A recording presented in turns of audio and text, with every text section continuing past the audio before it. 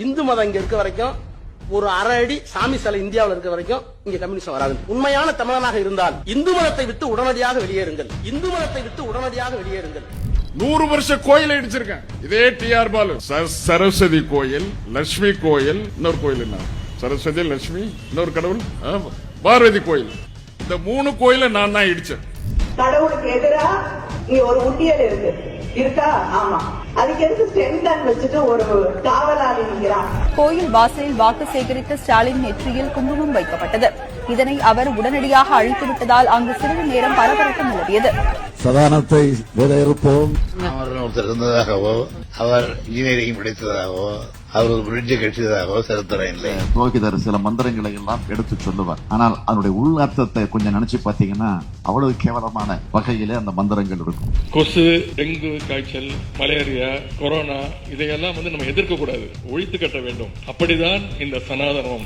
ராமர் பிறந்ததுக்கு என்ன அட்டாச்சு? எங்கடா பிறந்தாரு? இப்படி கட்டியிருந்தா, பூப்பா கட்டியிருந்தா அது மசூதி, உயரமா கட்டியிருந்தா அது தேவாலயம், நிறைய அசிங்கமான பொம்மைகள் எல்லாம் இருந்தால் அது கோவில்.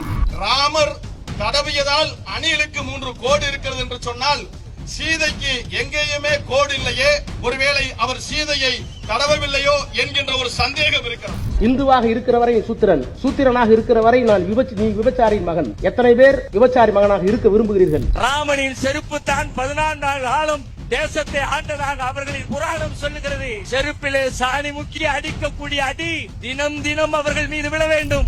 மகாபாரதம் முழுக்க முழுக்க விபச்சார ஏடு, அவ்வளவுதான். அதுக்கு போறா விபச்சாரத்திலேயே பிறந்து விபச்சாரத்தையே வளர்ந்து விபச்சாரத்தையே முடிஞ்ச கதை.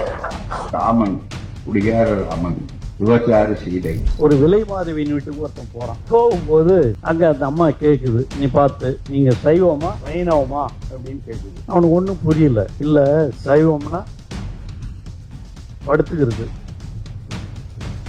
வைணவம்னா நின்னுங்கிறது. நின்னுங்கனா 5 படுத்தா 10, நின்னுங்கனா 5 படுத்தா 10.